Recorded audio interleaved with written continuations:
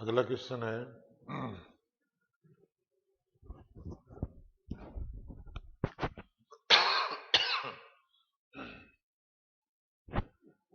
explain the region of different length of equatorial and axial bond in structure of PCl5। PCl5 में ये जो bond हैं जो एक समतल में होते हैं इनको हम निरक्षीय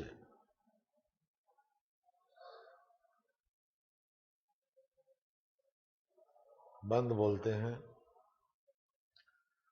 और ये जो बंध होता है इस तल के ऊपर और नीचे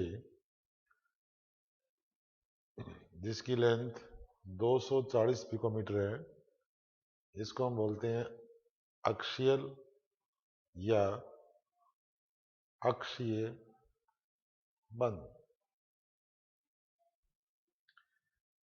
ये जो अक्षीय बंध है जिसमें 2 इलेक्ट्रॉन और 2 इलेक्ट्रॉन यानी 4 इलेक्ट्रॉन पीसीएल दो बंध हो गए, इनका प्रतिकर्षण अक्षीय और निरक्षीय बंध के बीच में होता रहता है। परिणाम स्वरूप इस बंध की लंबाई जो अक्षीय बंध होता है उसकी बंध लंबाई बढ़ जाती है। यही कारण है कि अक्षीय बंध की लंबाई जो पीसीएल वो 240 पिकोमीटर हो जाएगा, जबकि निरक्षीय बंध 202 पिकोमीटर ही रहेगा। इसको हम बॉन्डिंग पेयर या बंध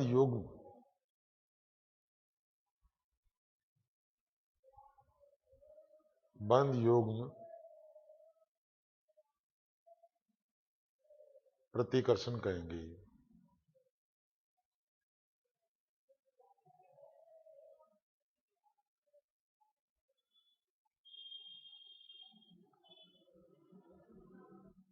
अगला क्वेश्चन है एल्कोहल का विकृतीकरण को समझाइए। Explain denaturation of alcohol. तो एल्कोहल जो कॉमर्शियल लैब वगैरह में या प्रयोगशाला में सप्लाई होता है उसको अनफिट यानी पीने के अयोग्य करने के लिए कॉपर सल्फेट या पिरीडीन इसकी कुछ मात्रा मिला देते हैं जिससे ये विकृतीकृत हो जाता है और ये पीने के अयोग्य एल्कोहल बन जाता है। बी है ग्रिनियर अभिकर्मक से प्राथमिक एल्कोहल प्राप्त करने की रासायनिक समीकरण। तो ग्रिनियर अभिकर्मक आप कोई भी ले सकते हो RMgX। अगर फॉर्मेल्डिहाइड के साथ इसकी नाभिक स्नेही योगात्मक क्रिया होती है तो हमें प्राथमिक एल्कोहल मिलता है। CH3 में कार्बन और धातु बंध होता है, धातु पार्शियल पॉजिटिव और कार्बन पार्शियल नेगेटिव है। C डबल बॉन्ड O में C partial positive O partial negative है। इसका पाई बंध टूटेगा और टूटने के बाद C पर यानी कार्बन पर ये मिथाइल ग्रुप और ऑक्सीजन पर जो नेगेटिव है उस पर MgBr। इस तरह एडक्ट या योगोत्पाद मिलेगा। इस योगोत्पाद का जल अपग्रहण करने पर MgBr OH लेकर के यानी HOH का OH लेकर के हट जाएगा और ये जो H वाटर का जल HOH का H पॉजिटिव है वो यहाँ जुड़ जाता है। इस प्रकार हमें 1 डिग्री एल्कोहल मिलता है।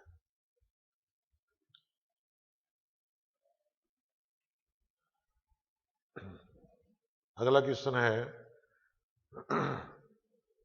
जैव निम्नीकरण बायोडिग्रेडेबल बहुलक क्या होता है।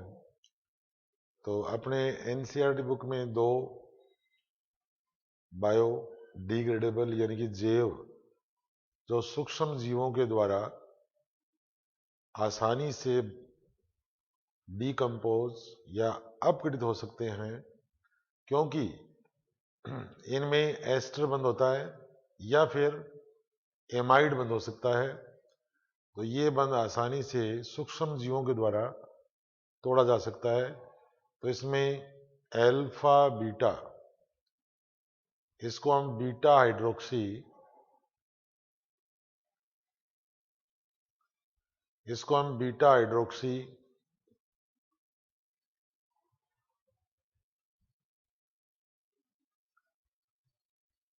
एसिड भी कह सकते हैं, और इसको हम अल्फा बीटा, ये भी बीटा हाइड्रोक्सी एसिड है, लेकिन ये ब्यूटारिक एसिड यानी ब्यूटेनोइक अम्ल और ये पेंटेनोइक अम्ल का बीटा हाइड्रोक्सी है।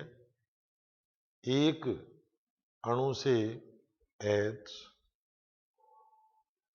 और OH यानी COH से OH बाहर जाता है, जिससे एस्टर लिंकेज बन जाता है।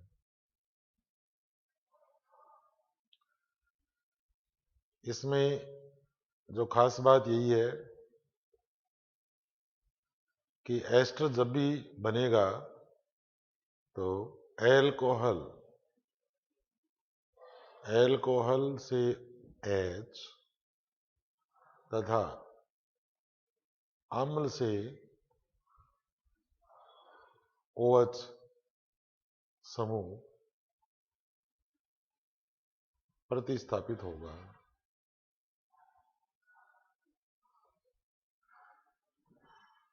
दूसरा जो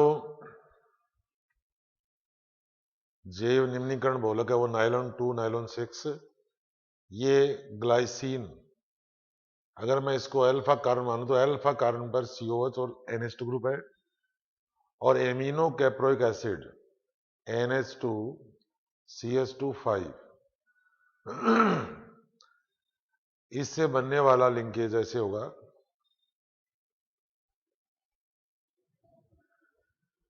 तो ये तो हो गया अल्फा एमिनो एसिड में ग्लाइसिन, जिसमें 2 कार्बन है, तथा ये है 6 कार्बन का कैप्रोइक अम्ल, और इनकी क्रिया से यानी NH2 से H और अम्ल से OH हटता है और पेप्टाइड बंध बनता है। तो इस प्रकार इंपॉर्टेंट बात यही है कि CONH और एस्टर लिंकेज ये क्या होते हैं कि सूक्ष्म जीवों के द्वारा आसानी से डीग्रेड या डीकम्पोज हो सकते हैं।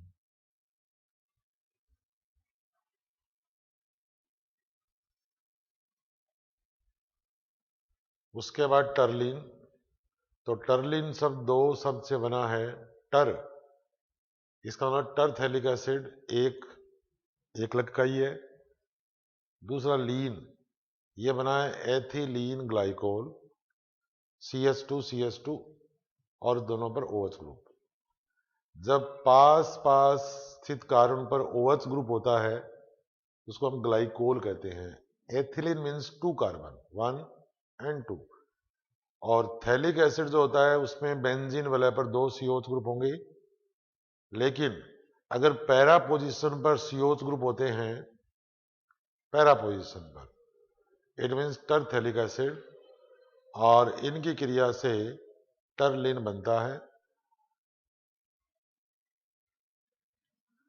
जो इस प्रकार बना सकते हो।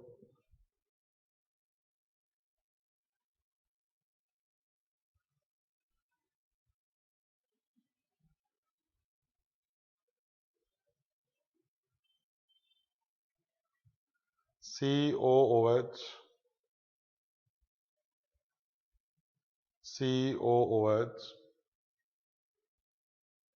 Plus ethylene glycol HOCH2 CH2OH। Actual में ये अल्कोहल है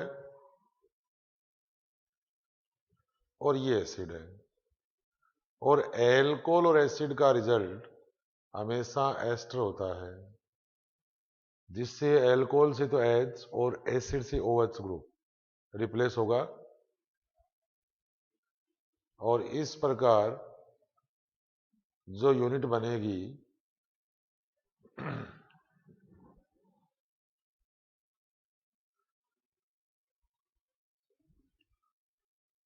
वो टर्लिन कहलाएगी। इसको हम डेक्रोन भी बोलते हैं, तो टर्लिन बोल दो या डेक्रोन।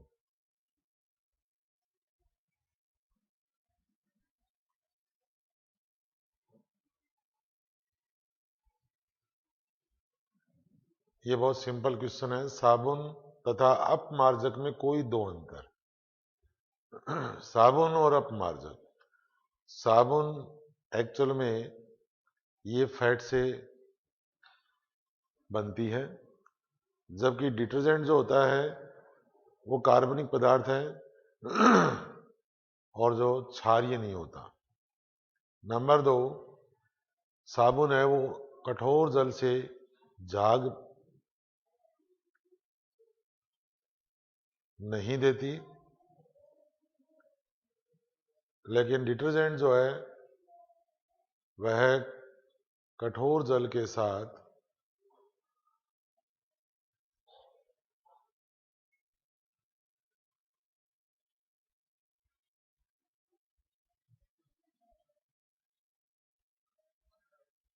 झाग देती है और कपड़े साफ कर देती है। तो they produce lather with hard water. They, इसमें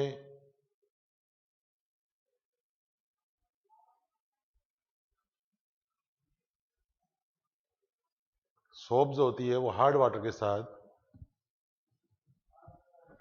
कार्य नहीं करती। बी, सैकरिन किस कार्य हेतु प्रयुक्त करते हैं? अक्सर मधुमेह के रोगी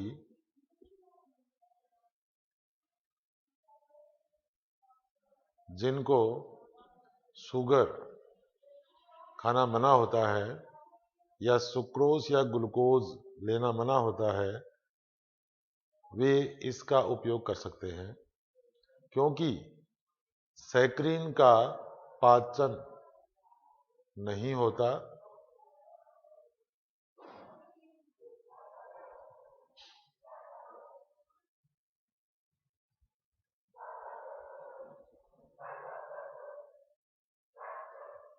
मिस धातु में प्रयुक्त अधिकतम संगठन वाली धातुओं के नाम और V+2 हेतु चुंबकीय आघूर्ण का मान परिकलित कीजिए। मिस धातु जो बनती है वे लेंथेनाइड धातु जिसमें 95% होती है और आयरन 5%। इसके अलावा सूक्ष्म मात्रा में sulphur, carbon, calcium, aluminium, magnesium based miss धातु से बुलेट बनती है। इसके अलावा इनके काफी उपयोग है।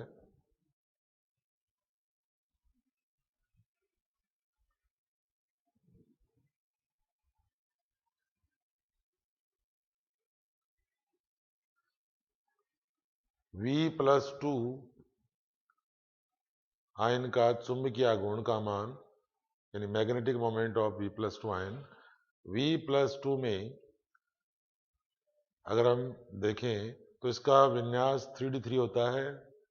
D में 3 अनपेड इलेक्ट्रॉन है, अतः जितने अनपेड इलेक्ट्रॉन होते हैं अगर आप उसके 0.8 या 0.9 ऐड कर दें तो उसका वो चुंबकीय आघूर्ण निकल जाता है। तो 23V का इलेक्ट्रॉनिक विन्यास 1s2 2s2 2p6 3s2 3p6 4s2 3d3, क्योंकि V+2 V से जब V+2 बनाया हमने तो 2 इलेक्ट्रॉन 4s2 के बाहर निकालने पड़ेंगे। इससे अपने पास 3d3 यानी D कक्षक में 3 इलेक्ट्रॉन मुक्त अवस्था में या अनपेयर्ड अवस्था में मिलेंगे, और ये इलेक्ट्रॉन 3 जो अनपेयर्ड हैं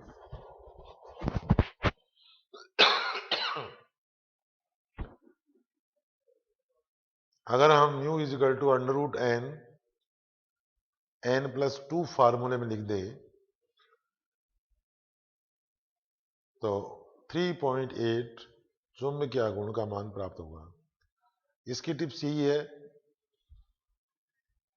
कि जितने D में अनपेयर्ड इलेक्ट्रॉन हो,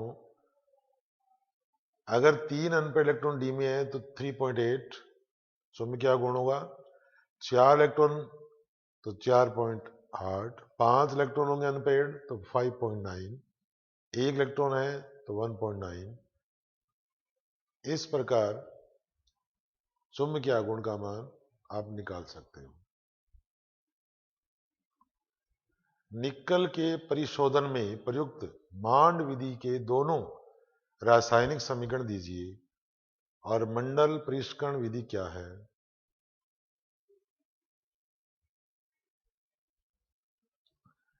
तो निक्कल के लिए मांड विधि है, निक्कल कार्बन मोनोऑक्साइड जैसे लिगेंड के साथ आसानी से संकुल बनाएगा और ये चतुष्फलकीय टेट्राहेड्रल संकुल बनेगा। उसके बाद निक्कल कार्बोनिल को गर्म करने पर यह आसानी से निक्कल यानी ये प्योर या शुद्ध निक्कल मिल जाएगा अपने को, और यहां पर निक्कल है वो है इम्प्योर यानी अशुद्ध है। इस तरह निक्कल जो अशुद्ध होती है उसको शुद्ध कर सकते हैं। Draw a neat and label diagram of zone refining. तो ये डायग्राम जो है वो जोन रिफाइनिंग का है। तो इस क्वेश्चन में आपको सिर्फ ये डायग्राम बनाना है। तो इसमें धातु की छड़ है, ये इसमें उत्कृष्ट गैस का वातावरण इस ट्यूब में भरा हुआ है, और धातु की छड़ के साथ गलित मंडल होता है या मोर्टल पिघला हुआ जोन होता है। प्रेरण कुंडली तापक जो इसको गर्म करती है, इसको हीट देती है, जो एक ही दिशा की ओर बार बार चलती रहती है।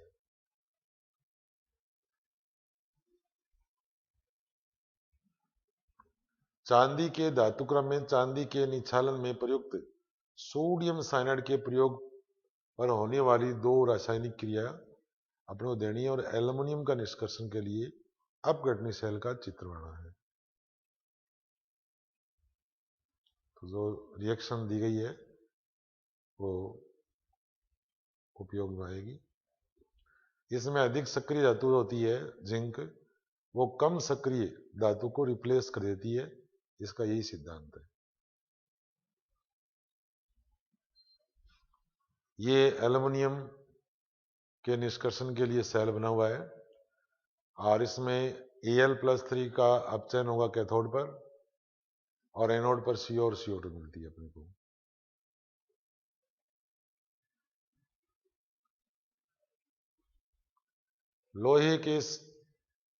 लोहे का संक्षारण रोकने के लिए उत्सर्ग इलेक्ट्रोड जिस धातु का बना होता है वो या तो मैग्नीशियम का होगा या जिंक का होगा, क्योंकि मैग्नीशियम और जिंक लोहे से अधिक सक्रिय है, और ये इनकी E0 वैल्यूज होती है वो नेगेटिव होती है।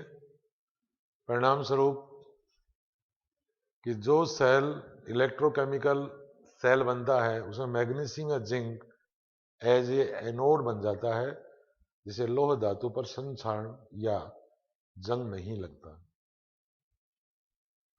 इस प्रकार ये क्रिया होगी। मैग्नीशियम और जिंक एनोड की तरह काम करेंगे, तो मैग्नीशियम Mg+2+2 इलेक्ट्रॉन या जिंक Zn+2+2 इलेक्ट्रॉन। तो ये लोहे पर जंग लगने की प्रोसेस है जिसमें Fe का Fe+2 में ऑक्सीकरण होता है। इस प्रोसेस को जिंक क्या कर देती है, कट कर देती है, और यहाँ एनोड की जगह जिंक जो उत्सर्ग धातु होती है वो Zn+2 और +2 इलेक्ट्रॉन ग्रुप में एक्टिव रहती है, सक्रिय होती है। NaCl, HCl, CH3COH हेतु लैम्डा एम का मान क्रमशः 110, 100, 390 सीमेन सेंटीमीटर स्क्वायर पर मोल है। तो CH3CONe हेतु लैम्डा एम का मान ज्ञात करना है। इसके लिए सीधा फार्मूला है कि ये एक्चुअल में HAC है, ये एसीटेट आयन है या हाइड्रोजन यानी प्रोटॉन, तो CH3COOH को रिप्रेजेंट कर रहा है। इसकी कैलकुलेशन करने के लिए हमें HCl और सोडियम एसीटेट को जोड़ना पड़ेगा और ये मान NaCl इसका माइनस करना पड़ेगा। ऐसा करने पर हमें सोडियम एसीटेट की कंडक्टिविटी मिल जाएगी और इस फार्मूले में हम वैल्यू पुट कर देंगे और 400 सीमेन सेंटीमीटर स्क्वायर पर मोल आंसर मिल जाएगा। ये बहुत ही अच्छा क्वेश्चन है। ये दोनों जो डायग्राम है इसमें जो कै, ये तो संकीर्ण ऊर्जा को एक्चुअल में यहां पर शिखर पर संक्रमण अवस्था होती है और संक्रमण अवस्था की ऊर्जा और क्रिया कारकों की ऊर्जा का जो अंतर है वो संकीर्ण ऊर्जा कहलाती है, यानी E से लिखते हैं उसको हम।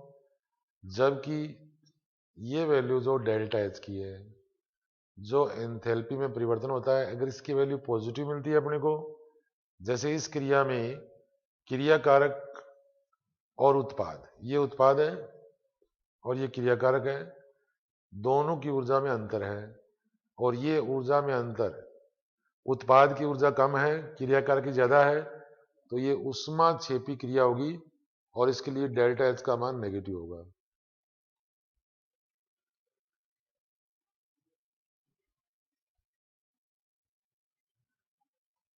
विटामिन ए, विटामिन बी की कमी से होने वाला रोग, तो विटामिन ए की कमी से रोग होता है रतौंधी रोग बोलते हैं इसको अपने, और विटामिन बी कमी से बेरी बेरा।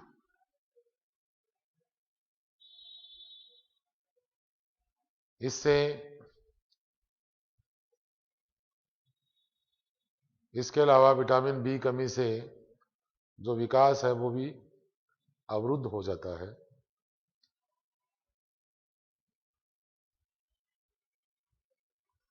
राइबोस शर्करा आरएनए में मिलती है अपने को और बीटा डी 2 डीऑक्सीराइबोस डीएनए में। यहाँ 2 नंबर कार्बन पर सिर्फ एच है, यहाँ पर आपको OH मिलेगा। ये अंतर है डीएनए की और आरएनए की शर्करा में।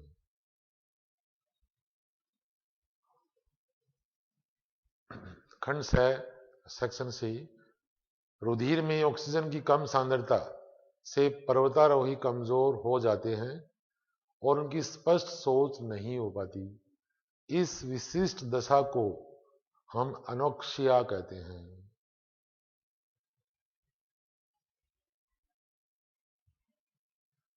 और इस स्थिति के कारण को स्पष्ट कीजिए। जैसे जैसे ऊंचाई पर जाएंगे वैसे वैसे वायुमंडलीय दाब कम होगा, जिससे ऑक्सीजन की पूर्ति ब्लड में या ऊतकों में बहुत कम हो जाएगी। परिणाम स्वरूप जो पर्वतारोही होता है वो अपने आप को थका हुआ महसूस करेगा और एक भ्रम की स्थिति बन जाती है जिसको हम अनक्सिया कहते हैं।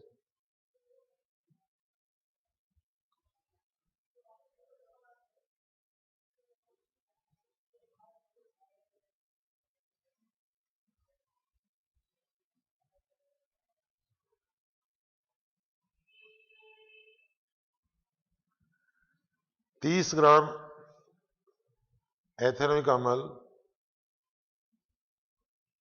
100 ग्राम जल में है।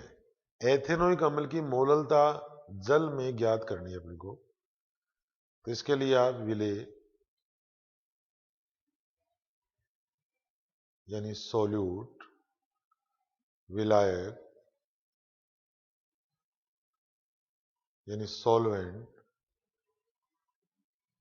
और विलियन यानी सॉल्यूशन, ये लिख ले।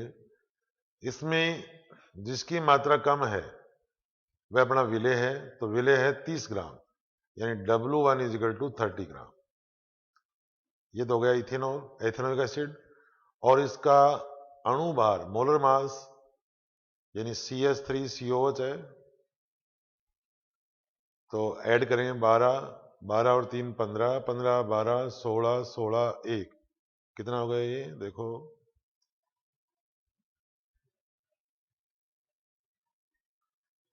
तो M = 12 plus 12 plus 32 plus 32 plus 4।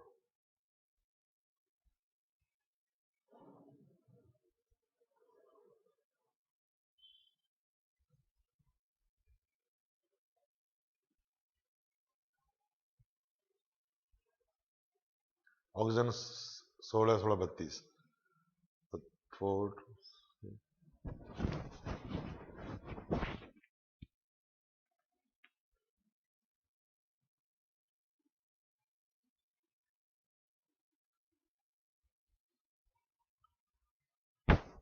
60।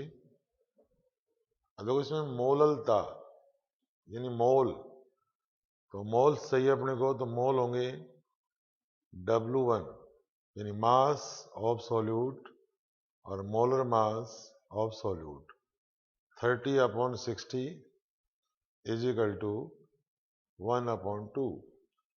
विलायक 100 ग्राम वाटर है।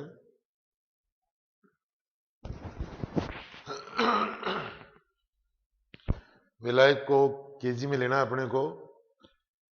तो विलायक को केजी में यानी किलोग्राम में लेने के लिए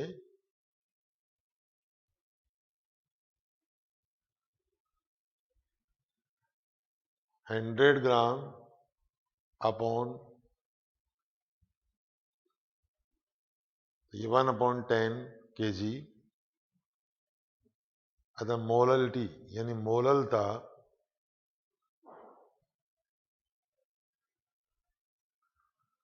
= एथेनोइक अम्ल की मोल एथेनोइक अम्ल के मोल विलायक का भार केजी में। तो यह आ जाएगा 1/2 × 1/10 5 स्मॉल m। मोललता के लिए स्मॉल m और मोलरता के लिए कैपिटल M का उपयोग करें।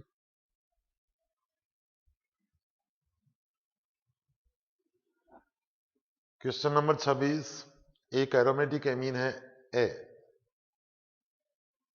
जो 273-278 केल्विन ताप पर सोडियम नाइट्राइट और HCl की क्रिया से यौगिक B बनाती है। इसका अर्थ यह हुआ A जो है उसका हम सबसे पहले आरेख बना लेते हैं। A aromatic amine,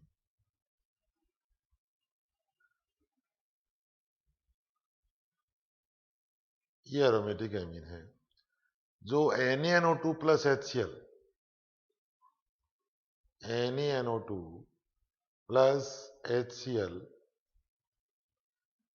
0 degree Celsius temperature पर N2Cl यानी बेंजीन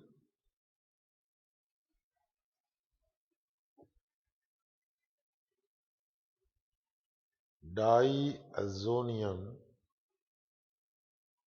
क्लोराइड बनाएगी जो HbF4 जो एक एसिड है उससे रिएक्शन करेगी और फिर इससे दोबारा अपने को एक साल्ट मिलेगा N2BF4, N2 पॉजिटिव या नेगेटिव, और इससे HCl रिप्लेस हो जाएगा।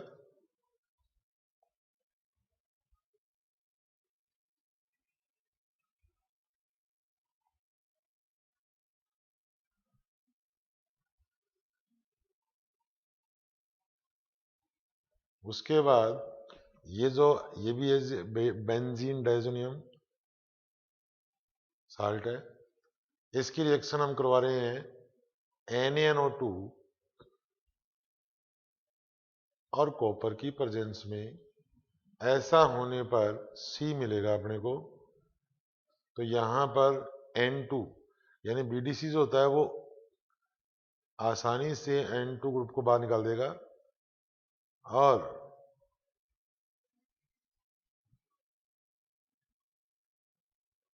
NO2 और प्लस BF3 इस प्रकार के प्रोडक्ट मिलेंगे, इसे नाइट्रोबेंजीन कहेंगे। नाइट्रोबेंजीन को हमें रिड्यूस करना है SN प्लस HCl से। ऐसा करने पर SN प्लस HCl 6H वापस हमें A मिल जाएगा और इस प्रकार प्रत्येक स्टेप के हाफ हाफ अंक आपको मिलते रहेंगे।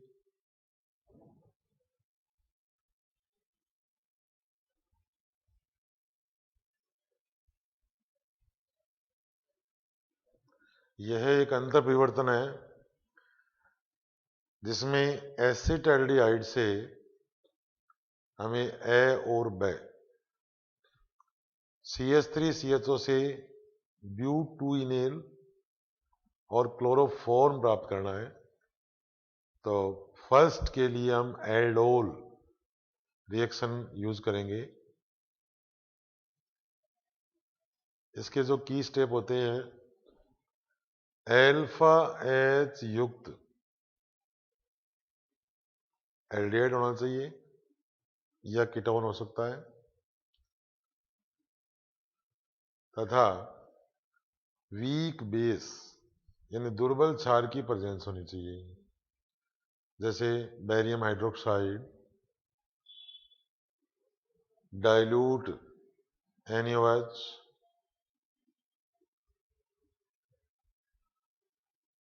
एटसेट्रा। क्रिया इस तरह से होगी, CH3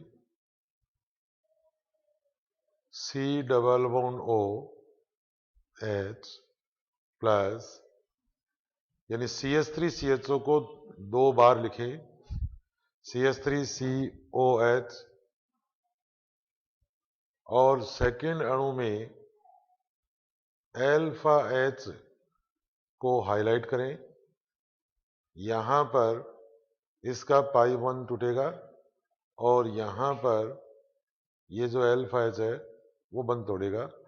C partial negative, alpha H होते हैं वो पार्शियल पॉजिटिव नेचर के होते हैं, यानी एसिडिक इन नेचर होते हैं, और इस CO ग्रुप का पाई 1 टूटेगा, पाई 1 ब्रेक हो जाएगा।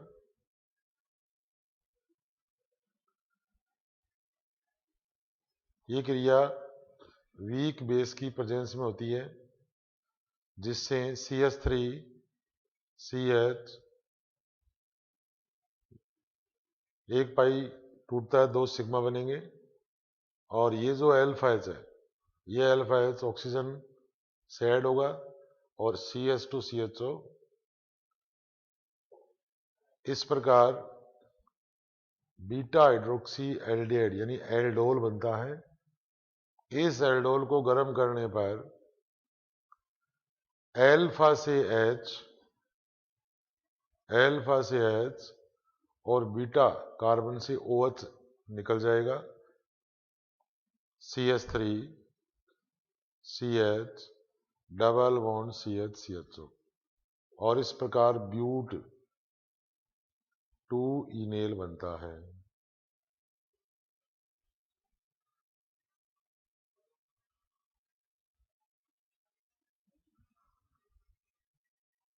बी पार्ट में CH3 CHO यानी इथेनेल से हमें बनाना है क्लोरोफॉर्म।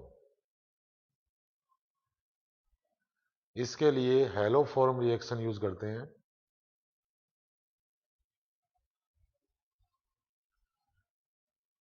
और ये रिएक्शन भी बहुत टेक्निकल रिएक्शन है, इसकी भी टिप्स है। तो CH3COH, इसके कीवर्ड होंगे 3 अल्फा H युक्त एल्डिहाइड हो सकता है या कीटोन,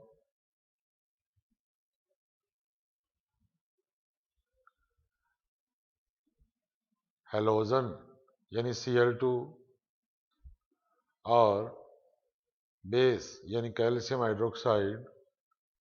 अगर इसके साथ हम रिएक्शन करवा दें तो इसके जो अल्फा एच वाला कार्बन है ये बंद टूट जाएगा, और यहाँ एक C पर 3 हैलोजन और एक H मिलेगा, प्लस अन्य उत्पाद में HCOO का whole twice Ca calcium formate यानी लवण मिलेगा, प्लस वाटर वगैरह मिल जाएंगे अपने को।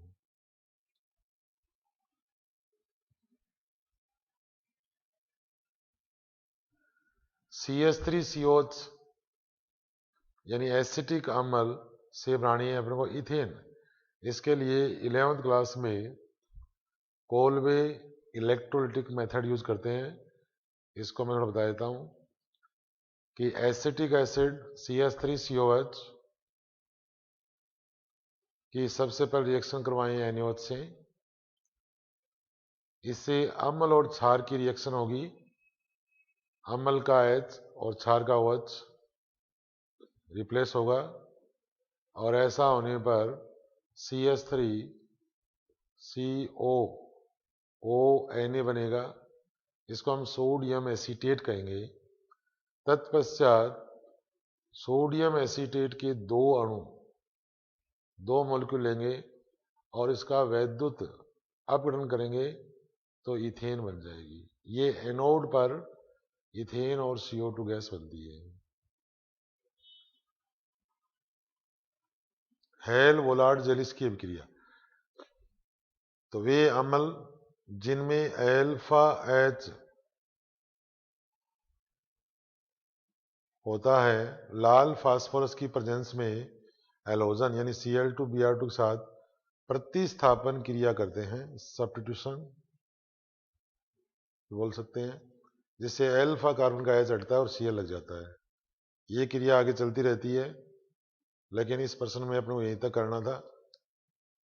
इसे हम हेल वोलार्ड जेलिस की क्रिया या HVZ अभिक्रिया भी कहते हैं।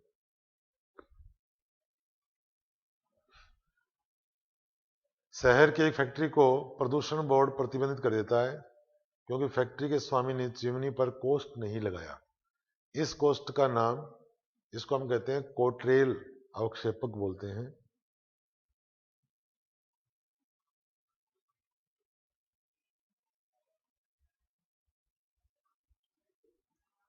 और इसका ये डायग्राम दिया गया है। इसमें हाई वोल्टेज यानी उच्च वोल्टता पर 2 इलेक्ट्रोड होते हैं। एक तो इलेक्ट्रोड ये सेंटर में होता है और एक इसका जो वाल है वो भी इलेक्ट्रोड ही होती है, और जो धुआं इसमें से निकलता है उसमें कार्बन से मुक्त गैसें होती है। इस प्रकार कार्बन या जो राख या जो पार्ट अवक्षेपित होता है वो ठोस अपशिष्ट होते हैं। इसे हम कोट्रेल धूम्र अवक्षेपक कहते हैं। सोल के स्कंदन मान की परिभाषा, define coagulation value of sol, तो ये इसकी डेफिनेशन है। और स्कंदन मान के आधार पर बढ़ते क्रम में जिस आयन पर जितना अधिक नेगेटिव आवेश होगा उसकी स्कंदन क्षमता उतनी अधिक होगी। तो फॉस्फेट पर -3 है, सल्फेट पर -2 है, -1 है। तो नेगेटिव आवेश जिसका जितना ज़्यादा होगा स्कंदन मान उसका उतना ही या अधिक होगा। तो ये घटता क्रम रहेगा इसका।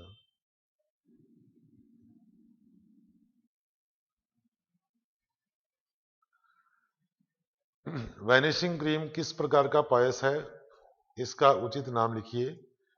इसको हम ऑयल इन वाटर प्रकार का वैनिशिंग क्रीम या पायस कहेंगे या इमल्सन कहेंगे। और इसका नामांकित चित्र में जल की मात्रा अधिक दिखा देंगे अपने और तेल की मात्रा कम दिखाएंगे, क्योंकि तेल इसमें परिक्षिप्त प्रावस्था है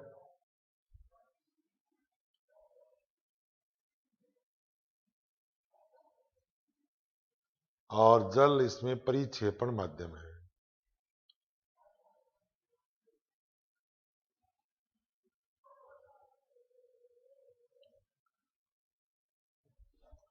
इसके अलावा इसमें 2 ऑप्शन और है क्वेश्चन में कि अगर हमें किसी भी विलियन में कलर को हटाना हो तो एनिमल यानी जंतु चारकोल का प्रयोग करते हैं, जंतु या जंतव चारकोल। इसी तरह गैस मास्क में सक्रिय चारकोल जो होता है वह अधिशोषक होता है, जो श्वसन में या जो लोग कोल माइंस में काम करते हैं उसमें निकलने वाली कार्बन मोनोऑक्साइड जैसी पॉइजनस गैसों को ये अवशोषित कर लेता है।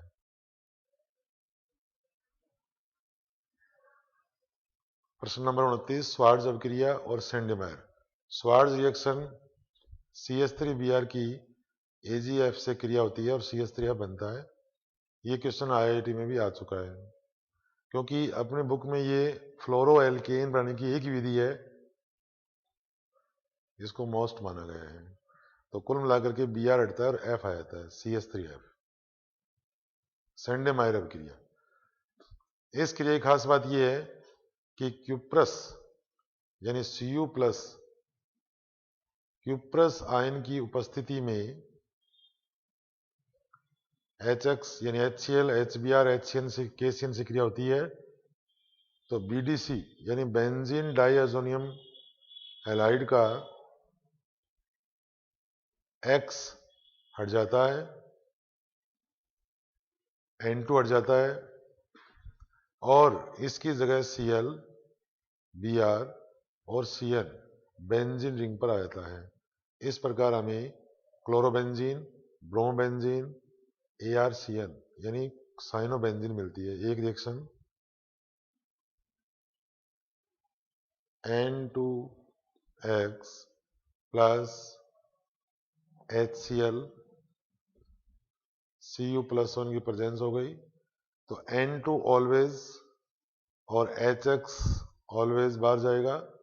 इस प्रकार क्लोरोबेंजीन बन जाएगी।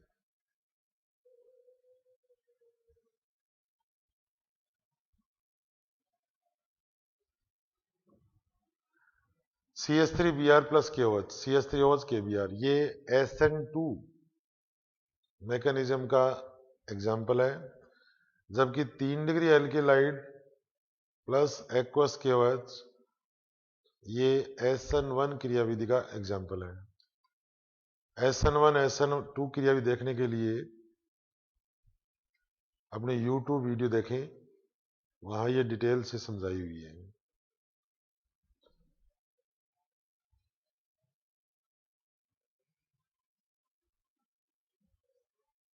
इस क्वेश्चन में हिंदी मीडियम में वुड्स फिटिंग अभिक्रिया दी गई है, जबकि इंग्लिश मीडियम में ये सिर्फ वुड्स अभिक्रिया नाम से आई है।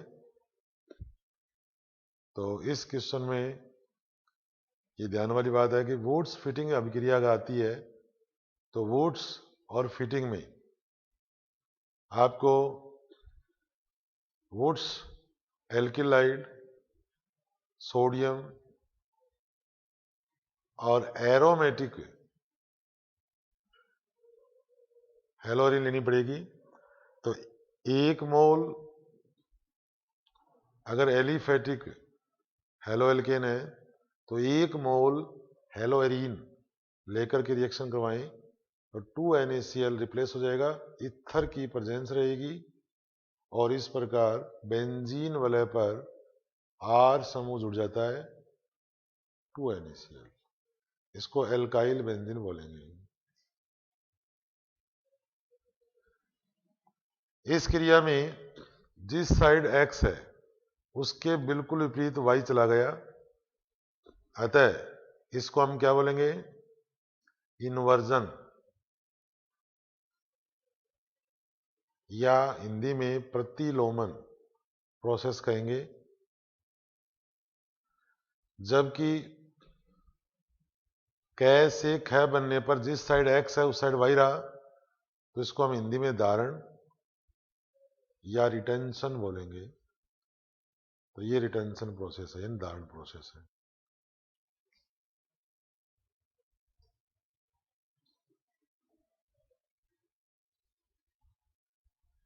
फिकेल-स्टाइनम क्रिया में इंपॉर्टेंट क्रिया,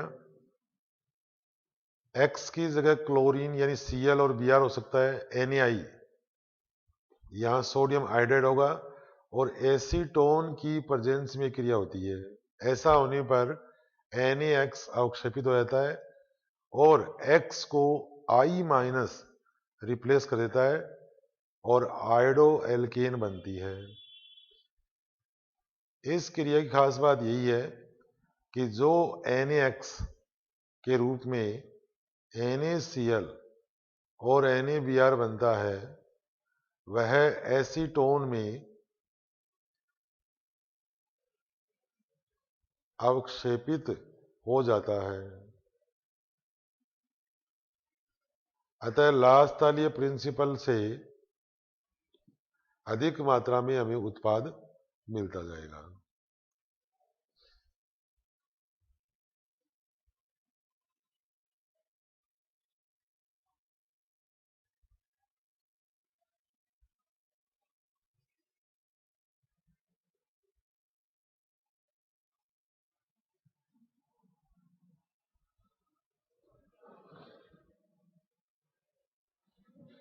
वर्नर का सिद्धांत, तो इसमें 4 पार्ट किए हुए हैं।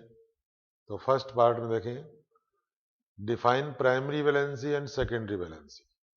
प्राइमरी वैलेंसी, इसमें ये आयोनाइजेबल वैलेंसी होती है जो नेगेटिव आयन के द्वारा सेटिस्फाई होगी। इसकी ये ट्रिक्स है कि प्राइमरी वैलेंसी में प्राइमरी और आई यानी आयोनाइजेबल, तो primary valency ionisable, PRI, I means आप दिमाग में रखें आयोनाइजेबल। जबकि सेकेंडरी वैलेंसी है नॉन आयोनाइजेबल होती है और ये डायरेक्ट मेटल आयन से जुड़ी होती है।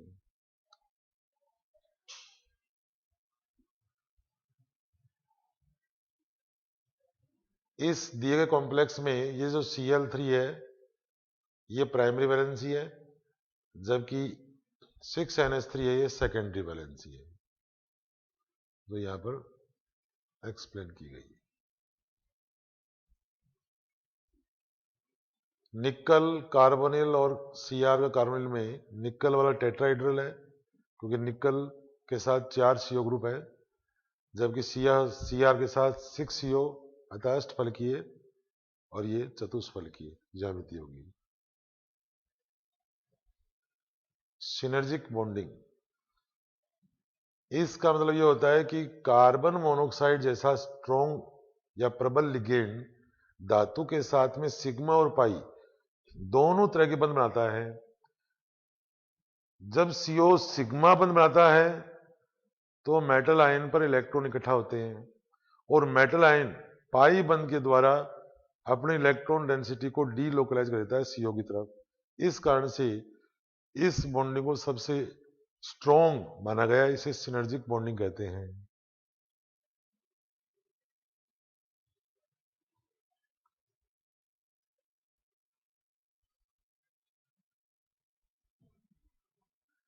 लिंकेज और आयनन संभाव्यता। लिंकेज संभाव्यता ऐसे संकुल मिले जहां पर उभय दंतुक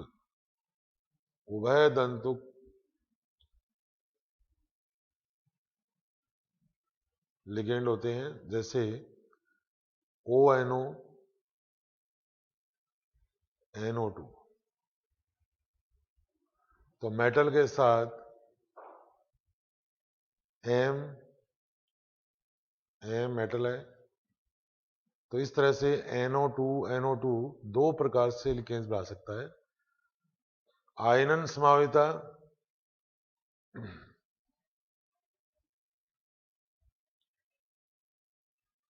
ऐसे संकुल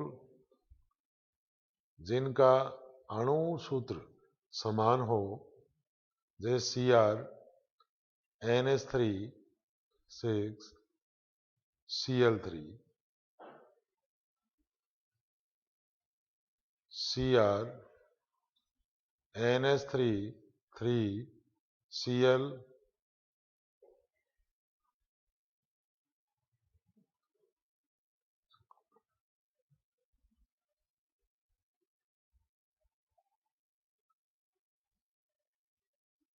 इसमें एग्जाम्पल अपने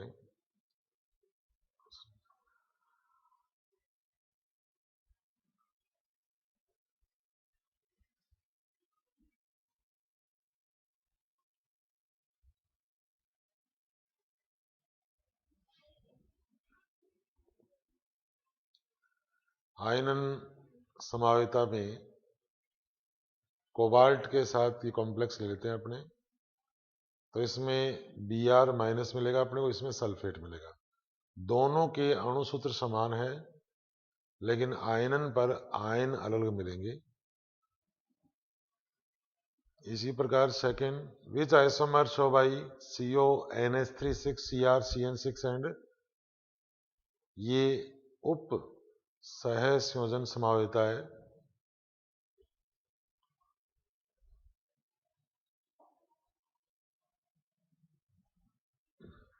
Draw the diagram which show the transition of an electron in TiS26 plus 3। Ti plus 3 में D में एक इलेक्ट्रॉन है जो T2G से Eg में एनर्जी लेकर के चला जाता है। जब वो वापस आता है तो हमें विशिष्ट कलर मिलते हैं। Fourth, what impact take place on metal complex due to transition of electron in TiS26 plus 3। According to CFT अपने कलर यानी संक्रमण धातुओं के कलर जो है, संकुलन कलर जो है वो मिलेंगे।